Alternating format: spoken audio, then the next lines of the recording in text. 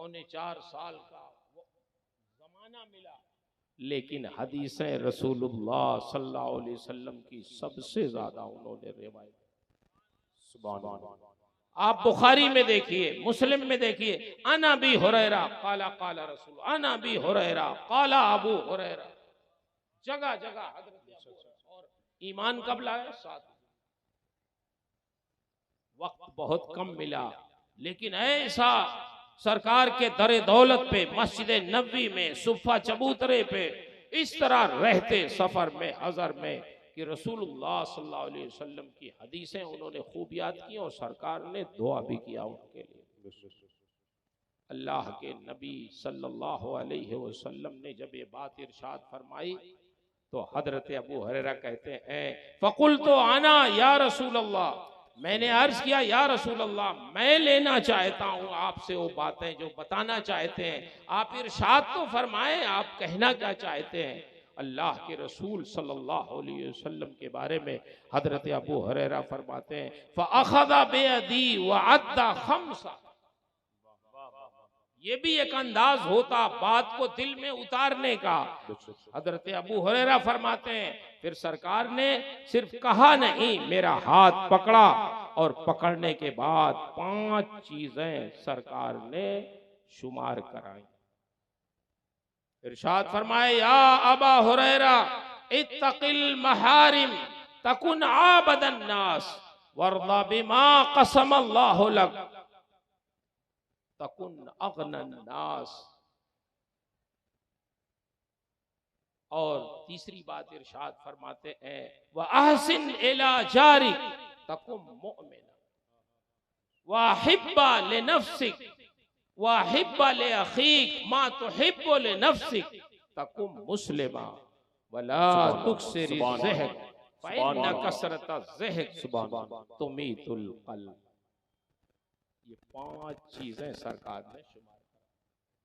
ये 5 चीजें अगर मैं आपको समझाऊं तो बहुत टाइम लगेगा, लेकिन 1-2 बातें आपको समझा दूं कि सरकार की उसमें जो शुरू में बात फरमाई वो क्या थी। हम लोग ये समझते हैं कि इबादत गुजार वो शख्स है जो नवाफिल ज्यादा पढ़ता हो, जो नमाज ज्यादा पढ़ता हो, सदका और खैरात ज्यादा करता हो। ठीक है, ये भी इबादत गुजार की पहचान है, लेकिन सबसे बड़ी पहचान जो नबी करीम सल्लल्लाहु अलैहि वसल्लम ने किसी इबादत गुजार की बताई है, इरशाद फरमाते हैं अबू हुरैरा से, बज़ाहिर तो अबू हुरैरा से सरकार ने इरशाद फरमाया, लेकिन ये हुक्म सिर्फ अबू हुरैरा से नहीं था, सामने अबू हुरैरा थे इसलिए मुखातब बनाया, लेकिन ये हुक्म पूरी उम्मत मुस्लिमा के लिए था। इरशाद फरमाया, इत्तकिल महारिम, अबू हुरैरा सुनो, अगर तुम चाहते हो कि अल्लाह के सबसे बड़े इबादत गुजार बंदे बन जाओ तो तुम अल्लाह की हराम की हुई चीजों से बचो। हराम, जब तक तुम महारिम से नहीं बचोगे, हराम की हुई चीजों से नहीं बचोगे, तब तक तुम इबादत गुजार नहीं होगे। आप देखते नहीं, आदमी नमाज भी पढ़ता है, झूठ भी बोलता है, आदमी नमाज भी पढ़ता है, गीबत भी करता है, आदमी नमाज भी पढ़ता है, किसी की जमीन भी ले लेता है। इसका मतलब क्या हुआ?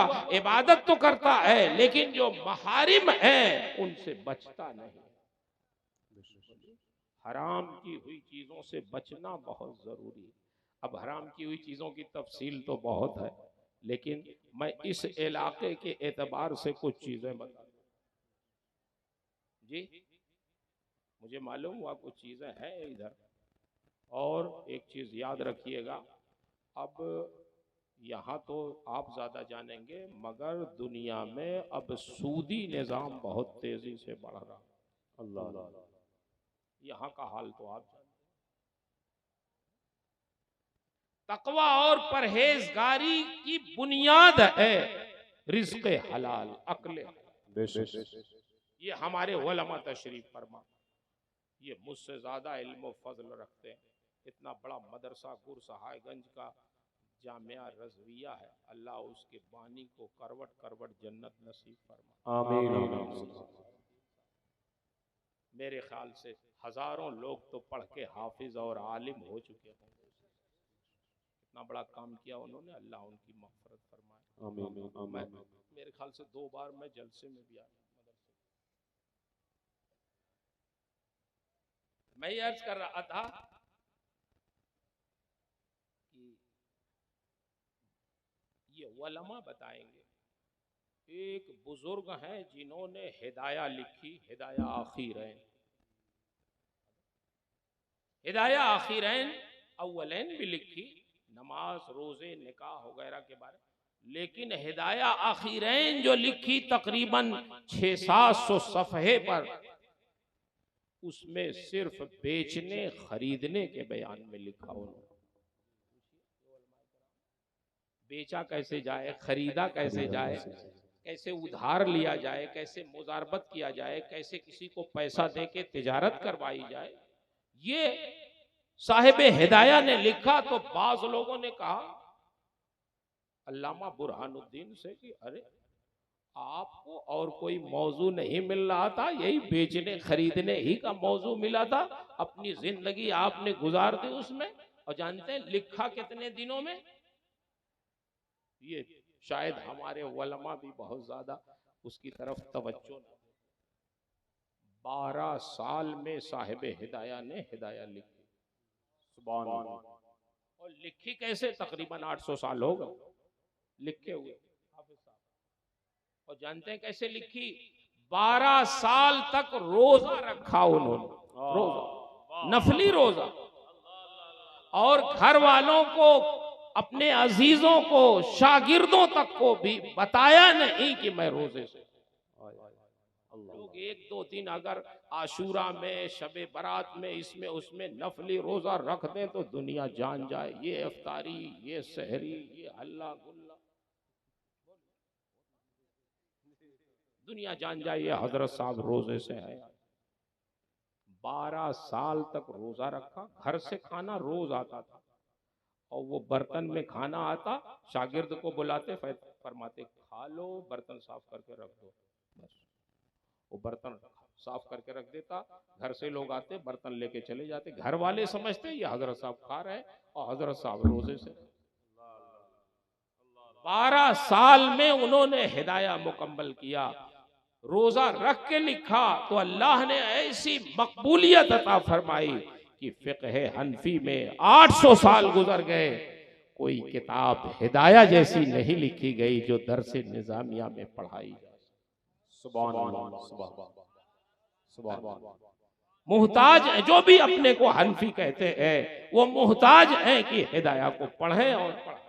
बल्कि जो फ़िक़्ह हनफी को नहीं भी मानते, उनको भी जब जरूरत पड़ती है फतवा देने की, तो हिदाया उठाने की जरूरत उनको भी पड़ती है। दुनिया में जितने भी लोग उर्दू जानते हैं, खासकर किसी भी मकतबे फिक्र के, जानते हैं जब हम फतवा लिखना होता है तो हमारे आला हजरत का फतावा रज़विया उठा के देखना पड़ता है जरूर। वो कहते भी अगर मौलाना अहमद रजा साहब ने इस पे लिखा है तो बहुत अच्छा लिखा होगा, उसको पढ़ लीजिए फिर फतवा। सुभान अल्लाह, सुभान अल्लाह, सुभान अल्लाह। इतराफ करते हैं कि देखिए हमारे जो इख्तलाफात हैं वो अलग, लेकिन उनका इल्म जो फिक्र में है उसकी मिसाल नहीं है, तो वो भी माने। वैसा फतवा कोई लिखा होता तो समझ में ऐसी तफसील। तो मैं ये अर्ज कर रहा था कि 12 साल में उन्होंने लिखा, कितनी मेहनत की होगी। लोगों ने कहा अच्छा ये बताइए, ये 12 साल मेहनत की और बेचने खरीदने पे आपने पूरी किताब हिदाया आखिरैन लिख दी, 2 जिल्दें, क्या बात। 2 जिल्दें तो आपने इबादात पे लिखी और 2 जिल्दें आपने आखिरैन की, बिल्कुल आपने बेचने खरीदने पे लिख दी। कौन सा बेचना खरीदना दीन का मसला है? तो अल्लामा बुरहानुद्दीन ने सिर्फ एक जवाब दिया, अरे मेरे भाइयों, तुम लोग बेचने खरीदने को कुछ आम नहीं समझते हो, इसी पर तो सारे तकवा और परहेजगारी की बुनियाद है। अगर हलाल नहीं खाया पिया तो वो नमाज रोजा करेगा भी तो ना उसका रोजा कबूल होगा ना उसकी नमाज कबूल। इसलिए सबसे पहले ये जानना जरूरी है कि आदमी हलाल कमाए, हलाल खाए और अपने बच्चों को भी हलाल खिलाए। तो एक चीज मैं आपसे ये अर्ज करूं कि इस्लाम ने हमें बहुत पाकीज़गी का दर्स दिया है। नबी करीम सल्लल्लाहु अलैहि वसल्लम इरशाद फरमाते हैं, हजरत अबू हुरैरा इस हदीस के रावी हैं, अन अबी हुरैरा क़ाल क़ाल रसूलुल्लाह सल्लल्लाहु अलैहि वसल्लम इन्नल्लाह तय्यिब ला यक़बलु इल्ला तय्यिबा। अल्लाह ताला पाक है और पाक ही चीजें वो कबूल फरमाता। अगर आप या हम में से कोई भी कोई सदका और खैरात भी करना चाहे और वो पाकीज़ा माल ना हो तो कितना भी वो दे, अल्लाह उसे कबूल नहीं फरमाता, वो रद्द हो जाता है। फिर सरकार इरशाद फरमाते हैं कि अल्लाह ताला का करम देखो, उसका फजल देखो कि अल्लाह ताला ने जब रिस्क की बात इरशाद फरमाई तो अंबियाए किराम से भी इरशाद फरमाया, या अय्युहर रुसुल कुलू मिनत तय्यिबात व अमलू सालिहा। ऐ मेरे रसूलो, मेरे पैगंबरों, तुम हलाल खाओ और नेक काम करो। फिर जब मोमिनीन को हुक्म देना हुआ तो इरशाद फरमाया, या अय्युहल्लज़ीना आमनू कुलू मिन तय्यिबाति मा रज़क़ना। ऐ ईमान वालो, तुम हमारा दिया हुआ पाकीज़ा रिज़्क खाओ। जो अल्लाह ने अंबिया को हुक्म दिया वही हुक्म मोमिनीन को भी दिया कि पाकीज़ा रिज़्क खाया जाए। अगर पाकीज़ा रिज़्क हम नहीं खाएंगे और उसके लेन देन में कोई कमी होगी, खरीदो फरोख्त में कोई कमी होगी, तो फिर याद रखें कि ना हमारी नमाज कबूल, ना हमारा रोज़ा कबूल। अल्लाह के रसूल इरशाद फरमाते हैं, हजरत अबू हुरैरा फरमाते हैं, फिर सरकार ने सुम्मा ज़कर रजुल युतीलु सफर अशअसा व अगबरा। फिर वो इरशाद फरमाते हैं कि अल्लाह के रसूल सल्लल्लाहु अलैहि वसल्लम ने एक शख्स का जिक्र किया कि वो मुसाफिर है, बड़ा लंबा सफर कर रहा है, अशअसा व अगबरा, उसके बाल और सर परागंदा है, गर्दालूद है, और हाल ये है यमुद्दो यदै यकूलो या रब्बे या रब्बे या रब्बे। वो मुसाफिर भी है, सफर भी कर रहा है, वो परागंदा हाल भी है, वो अपना हाथ भी उठा रहा है दुआ के लिए और या रब्बे कहता है।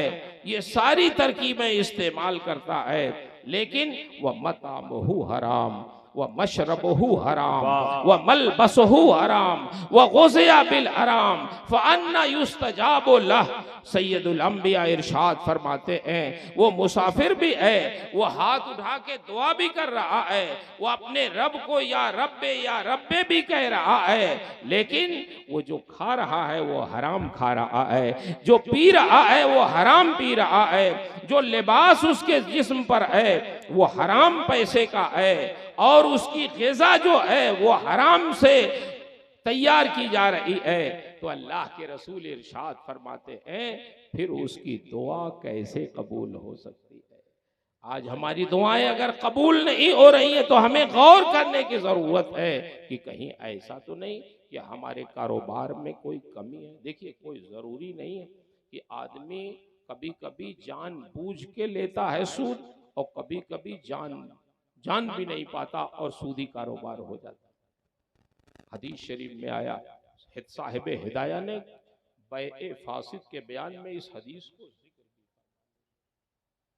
उम्मुल मोमिनीन हजरत आयशा सिद्दीका रज़ियल्लाहु ताला अन्हा की खिदमत में एक सहाबी आई। उन्होंने अर्ज किया, उम्मुल मोमिनीन, एक मसला हमारा हल कर दें। सारे लोग जब कोई मसला फंसता सरकार के विसाल के बाद तो उम्मुल मोमिनीन की खिदमत में हाजिर होते थे मसाइल के हल के लिए। वो हाजिर हुई, उन्होंने कहा एक हमारा मसला हल करें। उम्मुल मोमिनीन ने इरशाद फरमाया, बताएं मसला क्या है?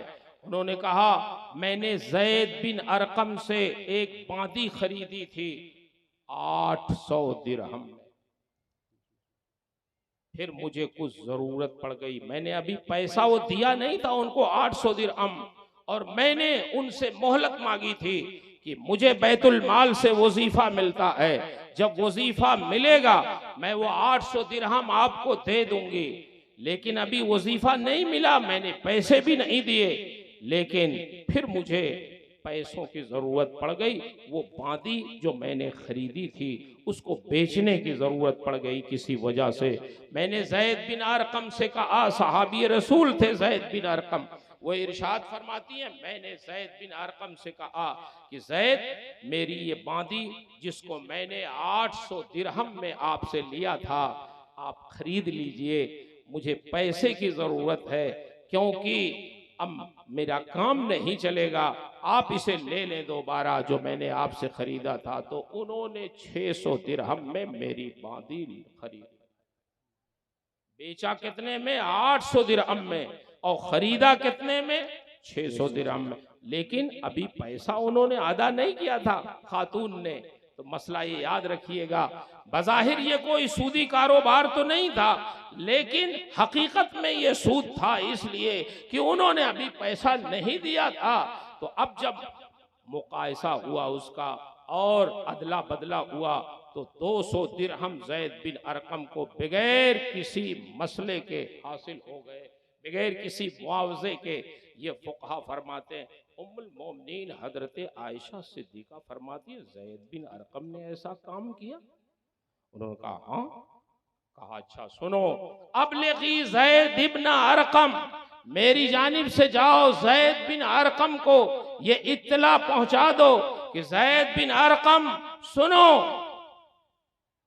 अगर आपने तौबा नहीं की इस अमल से तो आपने जो हज किया है अल्लाह के रसूल के साथ, जो आपने जिहाद किया है रसूलुल्लाह सल्लल्लाहु अलैहि वसल्लम के साथ, ये सब जाये हो जाएगा अगर आपने तौबा नहीं की। ये मेरा पैगाम ज़ैद बिन अरकम को पहुंचा दो।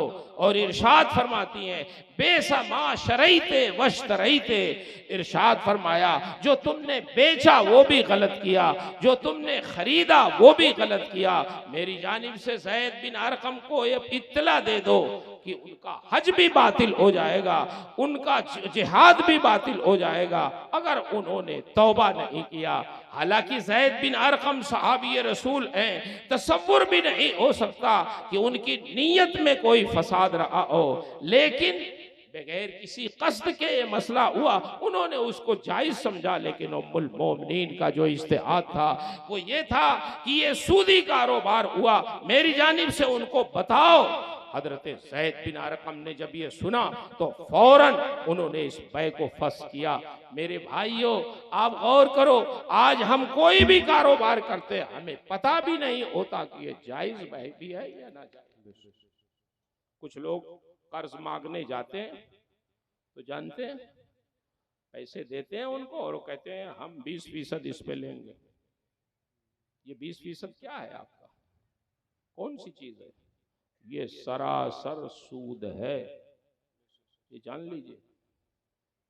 कुछ लोग कहते हैं कि 1 महीने के लिए हम इतना देंगे।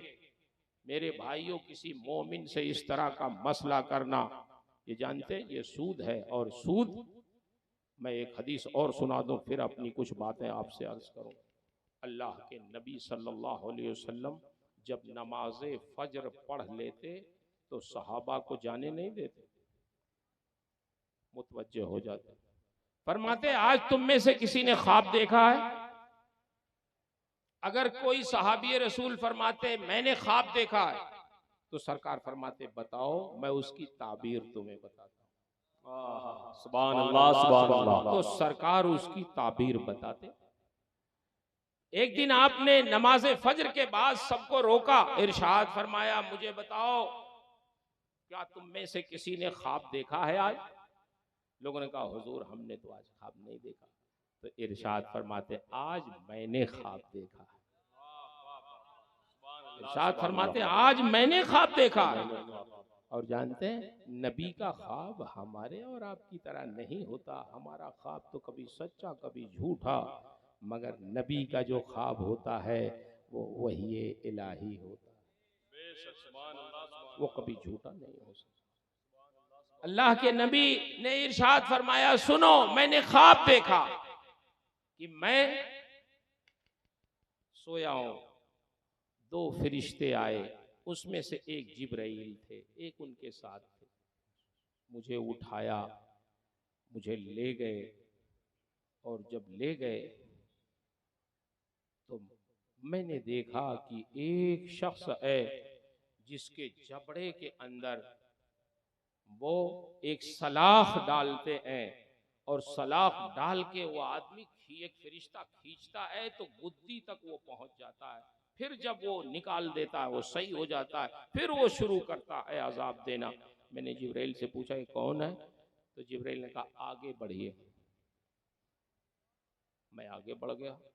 जब आगे बढ़ा तो देखा एक शख्स लेटा हुआ है, और एक शख्स एक बड़ा पत्थर लेके आता है, उसके सर पे मारता है, सर उसका चकनाचूर हो जाता और पत्थर लुढ़क के दूर चला जाता। जब तक वो पत्थर लेने जाता है और लेके आता है तब तक उसका सर ठीक हो जाता है, फिर मारता है। यही अमल वो करता रहता है। मैंने पूछा ये कौन है? कहा आगे बढ़िए आप। आगे मैं बढ़ गया, देखा एक तन्नूर है जिसके नीचे आग जल रही है। उस तन्नूर में कुछ मर्द कुछ औरतें बरहना है। जब आग बुलंद होती है, खूब भड़क जाती है, तो उस तन्नूर में जो लोग हैं वो ऊपर आ जाते हैं। जब आग थोड़ा कमजोर होती है, उसके शोले कमजोर होते हैं, तो वो नीचे चले जाते हैं। मैंने कहा ये कौन लोग हैं? कहा आगे बढ़िए। फिर मैं आगे बढ़ गया, फिर देखा है कि एक खून का समंदर है, दरिया है, उसमें एक शख्स खड़ा है। वो निकलना चाहता है उससे, खून के समंदर से, लेकिन एक शख्स पत्थर लेके आता है और उसके सर में मारता है। फिर वो उसी समंदर में खून के लौट जाता है। फिर वो लौटना चाहता है, फिर वो पत्थर लेके आके मारता है। यही काम उसका है। मैंने कहा ये कौन है? तो अब जिब्राइल अमीन ने कहा कि अब हम बताते हैं कि पहला शख्स वो कि जिसके जबड़े में सलाख डाल के गुद्दी तक फरिश्ता ले जाता था, ये वो शख्स था जो झूठ बोलता था। झूठा शख्स, झूठा शख्स। दूसरे को जो पत्थर मार रहा था, सर पे लेटा था, उसका सर टुकड़े टुकड़े हो जाता था, ये वो शख्स था जो कुरान का हाफिज था, कुरान का आलिम था। कुरान सीखा इसने, लेकिन फिर उसने जिंदगी में कुरान पे अमल नहीं किया, कुरान की तिलावत नहीं की, कुरान की कोई अहमियत नहीं समझा, उसको भुला दिया। कुरान को पढ़ने के बावजूद कोई तवज्जो नहीं की उसकी तरफ, तो उसको ये अजाब दिया जा रहा था। बहुत से लोग हैं हाफिज कुरान होते हैं, लेकिन जिंदगी में कभी खोल के देखते। और ये तो अल्लाह का शुक्र है रमजान आ जाता है, नहीं तो हाफिज लोग भी ना। ये रमजान लगता है हम सबकी हिफाजत के लिए, कुरान की हिफाजत के लिए। तीसरी चीज जो आपने देखी कि तन्नूर में लोग ऊपर आ रहे हैं, नीचे आ रहे हैं, ये जानी लोग हैं, बदकार लोग हैं कि जो दुनिया में जिना करते थे, तो उनके साथ यही अजाब होगा। और चौथे जो आपने देखा खून का समंदर, ये वो शख्स है जो सूदखोर है। ये दुनिया में लोगों से सूदी कारोबार करता था, पैसे लेता था, उनका खून चूसता था गरीबों का। जब कोई गरीब अपनी जरूरत पे इससे पैसे लेने आता, इससे कर्ज लेने आता, तो उससे वो नफा उठाना चाहता था। इसलिए आज जिसने दुनिया में किसी गरीब का खून चूसा है, तो आज उसको ये अजाब दिया जा रहा है कि उसको खून का अजाब दिया जा रहा है, ये सूदखोर लोग। तो अल्लाह के नबी सल्लल्लाहु अलैहि वसल्लम को ये सब जो दिखाया गया और सरकार ने बताया, वो इसीलिए बताया कि ताकि हमारी उम्मत के लोग इन सब गुनाहों से बाज आ जाएं। अल्लाह पे यकीन रखिए। मैंने जो हदीस पढ़ी उसमें अल्लाह के रसूल ने इरशाद फरमाया, वर्दा बिमा कसम अल्लाह लक, तकुन अगनन नास। ये अल्लाह के बंदो, अल्लाह ने जो तुम्हारी किस्मत में लिख दिया है, जो तुम्हें अता फरमा दिया है, उस पर अगर तुम राजी हो जाओ, खुश हो जाओ कि अल्लाह ने जो हमें दिया है वो हमारे लिए बहुत है, यही हमारा है, उसके अलावा हमारा कोई नहीं है, तकुन अगनन नास, तो तुम ही लोगों में सबसे बड़े मालदार। मालदारी का ताल्लुक ज्यादा मालो दौलत से नहीं है, बल्कि मालदारी का ताल्लुक गिनाए नफ्स से है। अगर दिल में गिना नहीं है तो याद रखें, फिर आप कितना भी कमा लें तो आपको सुकून नहीं मिलेगा। आपका सुकून किस में गारत होता है? सुकून इसमें गारत होता है कि हमारे पास जो नहीं है उसमें हम परेशान रहते हैं। मौलाना रूम ने बड़ी अच्छी बात, मौलाना रूम ने एक वाकया लिखा आपकी तफरीह तबा और जहन से करीब करने के लिए समझा देता कि हम परेशान उसमें नहीं है जो हमारे पास है, जो नहीं है उसमें परेशान रहते। मौलाना रूम लिखते हैं कि एक बादशाह ने अपने वजीर से कहा कि वजीर साहब ये बताइए कि ये हमारे जो मजदूर हैं ये तो जमीन पे सो जाते हैं, इनको नींद आ जाती है आसानी से, और हमें तो शाही बिस्तर पे भी नींद नहीं आती है, क्या बात है? तो वजीर ने कहा हुजूर ये आपका जो खजाना है ना यही नहीं सोने देता है आपको। कहा मेरा खजाना? कहा कहा कैसे? कहा आप कम से कम 100 अशरफियां निकाल के लाए। वजीर ने कहा 100 अशरफियां निकलवाइए अपने खजाने से, भी मैं बताता हूं।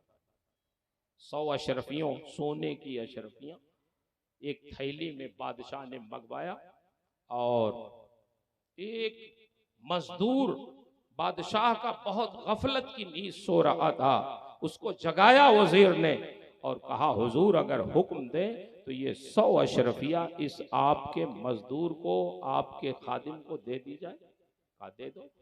वजीर जब देने लगा उसने कहा भाई देखो बादशाह ने तुम्हें ये 100 अशरफियां दी हैं, इसको ले जाओ, अभी ले जाओ, अपने घर ले जाओ और अपने बाल बच्चों को दो, खुश हो, तुम भी इससे इसको अपने ऊपर खर्च करना, अपने बाल बच्चों पे खर्च करना, ये बादशाह की तरफ से नजराना।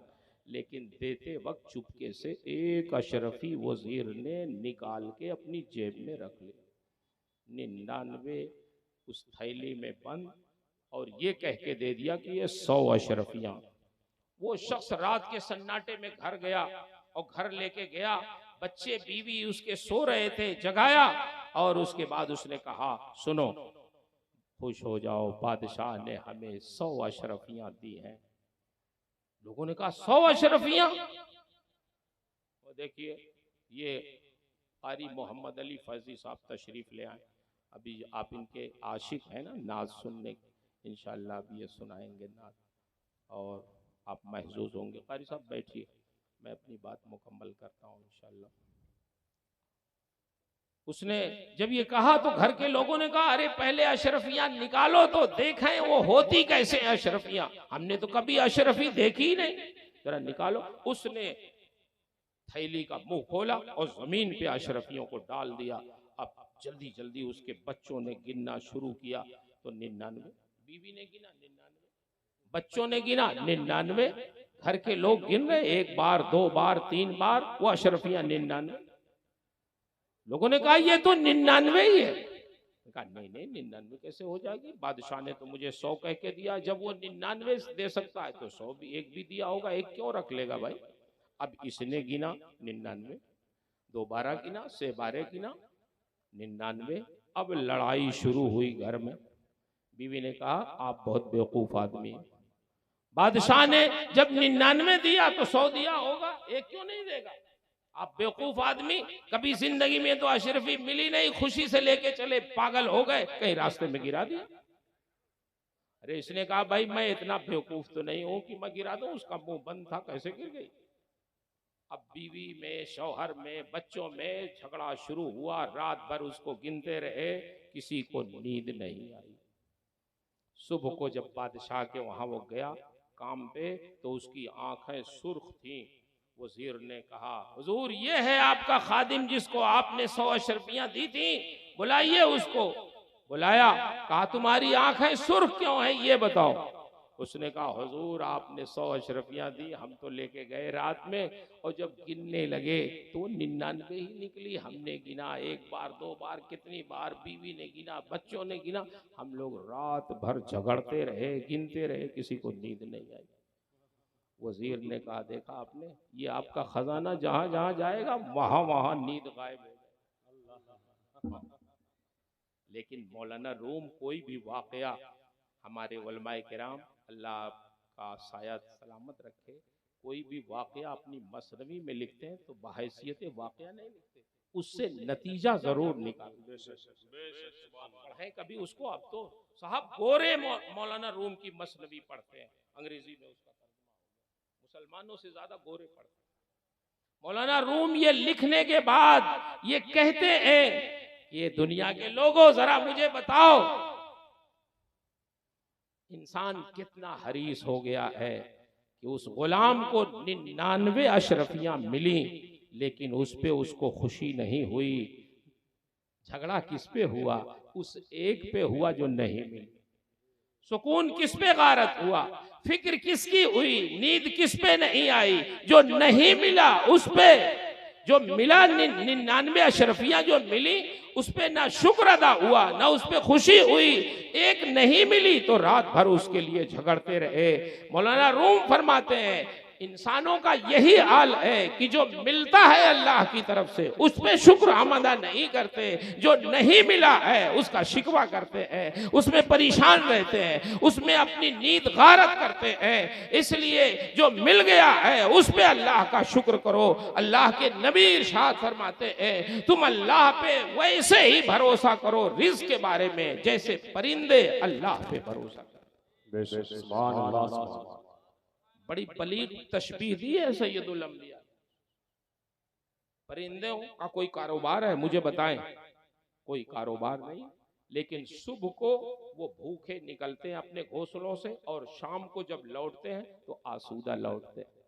लेकिन एक चीज सरकार ने तशबीह देके बता दिया कि कहीं आप ये ना सोचो तवक्कुल का मतलब ये है कि हमें कुछ भी नहीं करना है, बैठे रहना है। अल्लाह ने इरशाद फरमाया है वमा मिन दाब्बतिन फिल अर्द इल्ला अल्लाह रिज़्क़ुहा, कि जमीन पर जो भी जानवर है उसका रिज़्क़ अल्लाह के ज़िम्मे करम पर है, बिला शुबहा अल्लाह के ज़िम्मे करम पर है। लेकिन अल्लाह के रसूल ने परिंदों से तशबीह दी है कि जैसे परिंदे सुबह को घोंसले से निकलते हैं तब उनको रिज़्क़ मिलता है, इसीलिए तुम्हारी भी जिम्मेदारी है कि अगर रिज़्क़ हलाल चाहते हो तो बैठे बैठे नहीं मिलेगा, निकलना पड़ेगा, कोशिश करनी पड़ेगी, तलाश करना पड़ेगा। और जब नीयत सही रखोगे तो इंशाअल्लाह रिज़्क़ हलाल आपको मिलेगा। सुभान अल्लाह, सुभान अल्लाह। और हराम रिज़्क़ अल्लाह अकबर जैसे ये आता है वैसे ही जाता है। कभी इस चक्कर में मत पड़िएगा। हलाल रिज़्क़ अगर थोड़ा भी मिलेगा अल्लाह उसमें बरकतें अता फरमाएगा। मैं अपनी माँ और बहनों से अर्ज करना चाहता हूँ, अपनी बेटियों से अर्ज करना चाहता हूँ कि मुआशरे की इस्लाह में आपका बड़ा अहम किरदार है। आप ही की गोद में तो बच्चे परवरिश पाते हैं, आप ही की गोद में तो आपकी औलाद रहती है। ये हमारे मर्द, ये हमारे बुजुर्ग, ये हमारे साथी, ये हमारे बच्चे, नौजवान, हमारे भाई, ये दिन भर मजदूरी करते हैं, दिन भर बाहर रहते हैं। औलाद की तरबियत की जिम्मेदारी हकीकत में हमारी माओ, बहनों, बेटियों की है। इसलिए अगर आप थोड़ी मेहनत करें, थोड़ी कोशिश करें, थोड़ा टाइम दें, थोड़ा अपने अंदर तब्दीली पैदा करें तो आज भी आपके गोद में बड़े बड़े अहलुल्लाह और बुजुर्ग पैदा हो सकते हैं, बड़े बड़े दीन के खादिम पैदा हो सकते हैं। इमाम अहमद रजा मुजद्दिद दीन और मिल्लत के गुलाम आपके गोद में पैदा हो सकते हैं। इमाम बुखारी के शागिर्दों जैसे लोग आपकी गोद में पैदा हो सकते हैं। आपको आपकी तारीख नहीं मालूम है, मैं आपको बताऊं कि इमाम बुखारी जैसे इमाम ये कौन थे, कहां पैदा हुए, कैसे इतने बड़े इमाम बने। अगर उनकी तारीख आप पढ़ेंगे, सुनेंगे तो पता चलेगा कि इमाम बुखारी को इमाम बनाने वाली हमारी यही माँ है। इमाम बुखारी कौन है? ये उलमाए किराम स्टेज पे बैठे, कोई आलिम उस वक्त नहीं होता जब तक बुखारी नहीं पढ़ लेता। दस्तार कब होती है? जब बुखारी शरीफ पढ़ लेते हैं तब इनके सर पे दस्तार लपेटी जाती है। हम लोगों से कहते हैं लोग ये फाजिल हो गए, पूछते हैं बुखारी पढ़ी है तब इनके सर पे दस्तार लपेट। बुखारी नहीं पढ़ी है तो कैसे फाजिल हुए भाई? इमाम बुखारी ने जो बुखारी शरीफ लिखी है मेरे भाई, ये कुरान के बाद इस रूए जमीन पर सबसे मोतबर किताब। इसमें रसूलुल्लाह सल्लल्लाहु अलैहि वसल्लम की अहादीस करीमा उन्होंने जमा की है। लेकिन कौन थे इमाम बुखारी? वो सुने, इमाम बुखारी पैदा नहीं हुए थे तो उनकी वालदा दुआ करती थी कि अल्लाह एक बेटा अता फरमा दे, और मैं इसलिए बेटे की पैदाइश की तमन्ना कर रही हूं कि वो बेटा मेरी नहीं तेरे दीन की खिदमत करेगा, तेरे दीन की खिदमत करे, ऐसा बेटा हो। हम लोग अगर बेटे नहीं हैं तो दुआ क्या करते हैं? अल्लाह एक बेटा दे दे जो हमारी जमीन जायदाद का वारिस हो जाए। इतनी जमीन है, इतना माल है, इतना बैलेंस है, कौन वारिस होगा इसका? एक बेटा हो जाए, औलादे नरीना पैदा हो जाए कि हमारी जमीन जायदाद का वारिस हो जाए। और इमाम बुखारी की वालदा कितनी नेक थी कि वो कहती थी अल्लाह बेटा इसलिए पैदा हो ताकि तेरे दीन की खिदमत करे। अल्लाह ने उनकी दुआ कबूल फरमा ली। इमाम बुखारी पैदा हुए, और जब इमाम बुखारी पैदा हुए, मेरी माएँ बहनें जरा गौर से सुने, इमाम बुखारी जब पैदा हुए तो 6 साल के हुए तो उनकी आंखों की बीनाई अचानक गायब हो गई। अब आंखों की बीनाई, इतनी तमन्नाओं से बच्चा पैदा हुआ हो और बीनाई गायब हो जाए, माँ के दिल पे क्या गुजरेगी? एकलौता बेटा। अब उनकी माँ रोती थी, बिलखती थी, दुआ करती थी, दिन में रात में, तहज्जुद में उठकर, रातों के सन्नाटे में जब दुनिया सो जाती तो उनकी वालदा मुसल्ला बिछा के अपने रब के हुजूर दुआ करती, सिजदे में जाके दुआ करती है, अल्लाह तूने बेटा तो अता किया लेकिन उसकी रोशनी चली गई है। अल्लाह तू खूब जानता है कि मैंने दुआ इसलिए किया था औलाद के लिए ताकि वो तेरे दीन की खिदमत करे, लेकिन जब नाबीना हो गया है तो वो अपनी खिदमत नहीं कर पाएगा, अपना काम नहीं कर पाएगा। ए परवरदिगार, मेरी खिदमत और तेरे दीन की खिदमत क्या करेगा? इसलिए मैं दुआ करती हूँ तुझसे कि जैसे तूने मेरी दुआ कबूल की कि बेटा अता किया, वैसे ही मेरी दुआ कबूल फरमा ले कि मेरे बेटे के आंखों में रोशनी वापस फरमा दे। सुभान अल्लाह, सुभान अल्लाह, सुभान अल्लाह। आप लोग दुआ कराते हैं, किससे कराते हैं? जो 500 रुपया का तावीज दे उससे तावीज लेते हैं। बोलिए, बाबा से लेते हैं। कोई हज पे जाता है उससे दुआ कराते हैं, पीर साहब आते हैं उनसे दुआ कराते हैं, इमाम साहब से दुआ कराते हैं। ठीक है, इन सब से दुआ कराओ, दुआएं ये नेकों की कबूल होती हैं बिला शुबहा, लेकिन जिनसे कराना चाहिए उनसे तो तुम कराते ही नहीं हो। दुआ कराना हो तो सबसे पहले अपने माँ बाप से कराओ। इसलिए कि हदीस शरीफ में आया है का दुआइन नबी ले उम्मती, माँ बाप की दुआएं औलाद के हक में ऐसे ही कबूल होती हैं जैसे नबी की दुआ उम्मती के हक में कबूल हो। सुभान अल्लाह, सुभान अल्लाह। और अब तो या रसूल अल्लाह, जिंदाबाद, जिंदाबाद, अल्लाह। अब जानते हैं दुआ तावीज एक इंटरनेशनल काम हो गया।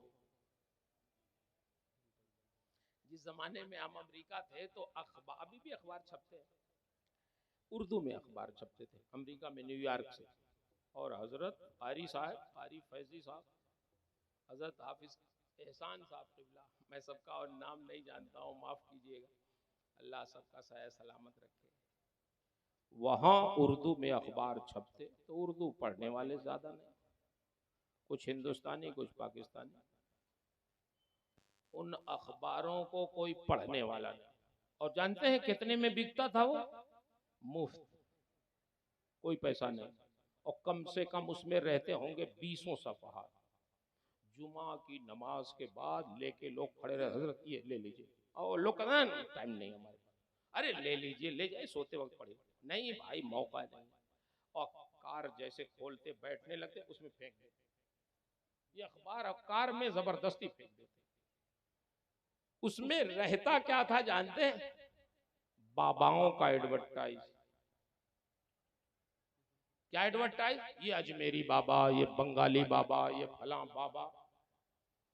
और उसमें ये देखिए, यकीन देखिए, लिखते थे आपकी मुश्किल 3 मिनट 3 सेकंड में 100% हल।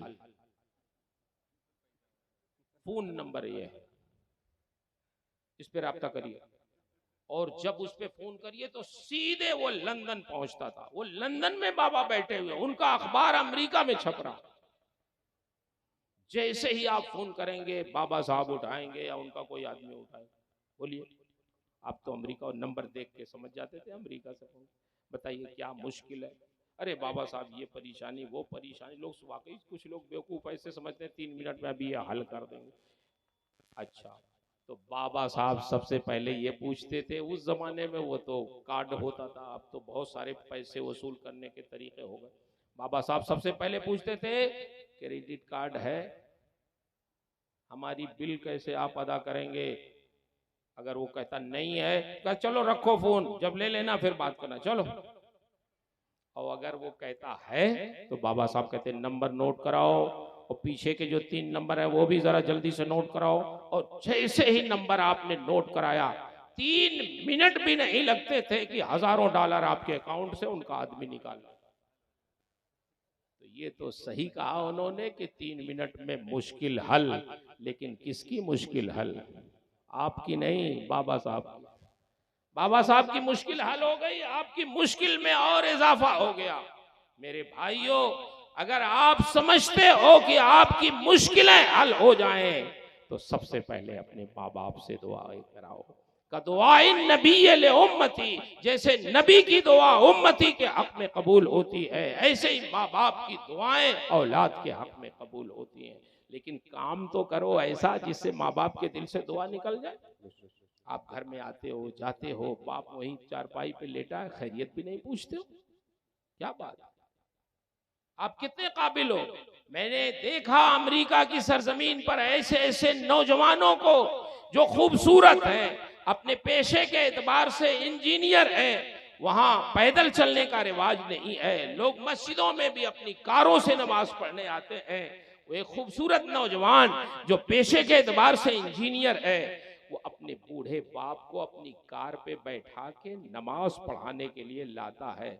लेकिन उसका अंदाज मैं अपने इन बच्चों को बताना चाहता हूँ, अपने नौजवानों को बताना चाहता हूँ, वो कैसा खूबसूरत नौजवान है, उसके अखलाक कैसे हैं, कितना नेक दिल है कि वहाँ मस्जिदों के दरवाजों पे जो पार्किंग होती है वो इमाम की होती है, वो मुअज्जिन की होती है। आम आदमी वहाँ गाड़ी नहीं खड़ी कर सकता, उसके लिए पार्किंग जरा कुछ दूर होती है। वो नौजवान पहले मस्जिद के दरवाजे पे लाके अपनी कार खड़ी करता है, फिर वो उतर के अपने बाप की तरफ का दरवाजा खोलता है, अपने बाप का बेल्ट निकालता है, फिर उनका बाजू पकड़ता है, और बाजू पकड़ के लाके वो मस्जिद के दरवाजे पे जो बेंच रखी रहती है उस पे बैठा देता है। फिर अपनी कार ले जाके पार्किंग में खड़ी करता है, वहां से आता है, उकरू जमीन पे बैठ करके अपने बाप के कदमों से जूते निकालता है, फिर ले जाके रैक में रखता है, उनका बाजू पकड़ के फिर मस्जिद में ले जाता है, और फिर खुद भी नमाज पढ़ता है, अपने वालिद को भी नमाज पढ़वाता है। जब नमाज से फारिग हो जाते हैं दोनों, तो फिर अपने वालिद का बाजू पकड़ के लाके उसी बेंच पे बैठाता है, और अपने बाप को कहीं इधर उधर आने जाने नहीं देता, खुद से जूते पहनने नहीं देता, उनके जूते फिर लाता है, जमीन पे खुद बैठ जाता है, अपने वालिद के पैरों में अपने हाथों से जूते पहनाता है, फिर अपनी कार लाके वहीं खड़ी करता है, अपने वालिद को ले जाके बैठाता है, बेल्ट लगाता है, दरवाजा बंद करता है, फिर बैठ के वो अपने घर ले जाता है। मुझे यकीन से बताओ, कोई बच्चा जब अपने वालिद के पैरों में जूते पहनाए, उनके कदमों से जूते निकाले, उनके बाजू पकड़कर मस्जिद ले जाए, तो आप बताओ उसके वालिद की रूह कितनी खुश होगी कि मेरा बेटा किस तरह मेरा एहतराम कर रहा है, किस तरह मेरी इज्जत कर रहा है। और जब ये कैफियत पैदा होगी, फिर अगर वो दुआ करेंगे तुम्हारे लिए, तो वो दुआ बाबे इजाबत से जाके टकराएगी। वो दुआ कबूल ना हो, ये हो ही नहीं सकता। ये वही दुआएं हैं का दुआई नबी ले उम्मती, जैसे नबी की दुआ उम्मती के हक में कबूल होती है, वैसे ही तुम्हारे माँ बाप की दुआएं तुम्हारे हक में कबूल होती हैं। शर्त यह है कि तुम दुआ लेने का तरीका तो सीख लो, कैसे दुआ की जाती। नारे तकबीर, नारे रिसालत, जश्न मिलादुन नबी, उर्से मुक़द्दस, फैज़ाने हुज़ूर हाफ़िज़े मिल्लत, नारे तकबीर, नारे रिसालत। बात चल रही थी इमाम बुखारी की, दरमियान में बात आ गई। उनकी माँ ने दुआ किया, बहुत दुआ किया, अल्लाह मेरे बेटे की बीनाई वापस फरमा दे। माँ ने दुआ किया था, हो ही नहीं सकता कबूल ना हो। सोई एक रात, ख्वाब में हमारे नबी के जद्दे आला हजरत सैयदना इब्राहीम अला नबीना अलैहिस्सलातु तस्लीम तशरीफ लाए। इरशाद फरमाते हैं उनकी वालदा से, तू क्यों इतना रोती है, क्यों इतना फिक्रमंद है, तूने दुआएं इतनी की है, इतनी की है कि आज मैं तुम्हें बशारत सुनाने आया हूँ, अल्लाह ने तेरी दुआ कबूल कर ली है। सुभान अल्लाह, सुभान अल्लाह। आज जब सुबह को तू नमाज फजर के लिए उठेगी, तो देख लेना तेरे बेटे की आंखों में रोशनी वापस आ चुकी है। इमाम बुखारी की वालदा सुबह को उठी तो उनको पूरा ख्वाब याद था, बड़ी खुश थी। बगल में इमाम बुखारी से 6 साल के थे, सोए थे। उनका नाम था मोहम्मद, बाप का नाम था इस्माइल। मोहम्मद बिन इस्माइल कह के उनको पुकारा जाता था। माँ ने उनको झिझोड़ा और कहा, बेटे मोहम्मद उठ जाओ, मैंने तुम्हारे बारे में एक बहुत मुबारक ख्वाब देखा है, उठो और सबसे पहले अपनी आंखें खोलकर मुझे देखो, क्या मैं तुम्हें नजर आ रही। इमाम बुखारी उठे, अपनी आंखें मली और जैसे ही उनकी निगाह वालदा पे पड़ी तो बेसाख्ता उनकी जुबान से निकल गया, हाँ माँ मैं आपको देख रहा हूं, आपने जो हरे रंग की चादर ओढ़ी है वो चादर भी मुझे नजर आ रही है। इमाम बुखारी की वालदा ने जब ये सुना कि मेरी दुआ कबूल हो गई है, तो फौरन वो सिजदे में गिर गईं और अब दुआ करती हैं कि अल्लाह जब तूने मेरी ये दुआ कबूल कर ली, तो मेरी एक दुआ और कबूल कर ले कि मेरे इस बेटे मोहम्मद बिन इस्माइल को इस रूए जमीन पर अपने रसूल की हदीस का सबसे बड़ा आलिम दीन बना दे। इमाम बुखारी की माँ ने जो दुआ किया था, अल्लाह ने उस दुआ को भी कबूल। इमाम बुखारी जब बड़े हुए, होशियार हुए, तो उन्होंने हदीस पढ़ना शुरू किया। कहां कहां नहीं गए, यमन गए, शाम गए, हिजाज गए, मक्का शरीफ गए, मदीना शरीफ गए, बगदाद गए, कूफा गए, कहां कहां नहीं गए। सैकड़ों शयूख हदीस से इमाम बुखारी ने हदीसें हासिल की। लेकिन आप मुझे बताओ, क्या इमाम बुखारी के बहुत बड़े मुहद्दिस होने में, आज लोग बताते हैं इमाम बुखारी के सीरत निगार मुहद्दिसीन फरमाते हैं, कोई कहता है 3 लाख हदीसें इमाम बुखारी को याद थी, कोई लिखते हैं 5 लाख हदीसें इमाम बुखारी को याद थी, बाज लोगों ने 7 लाख तक कहा इमाम बुखारी को हदीसें याद थी। मगर इमाम बुखारी को इतना बड़ा मुहद्दिस बनाने में आप मुझे बताओ, क्या सिर्फ उनकी मेहनतों का दखल है?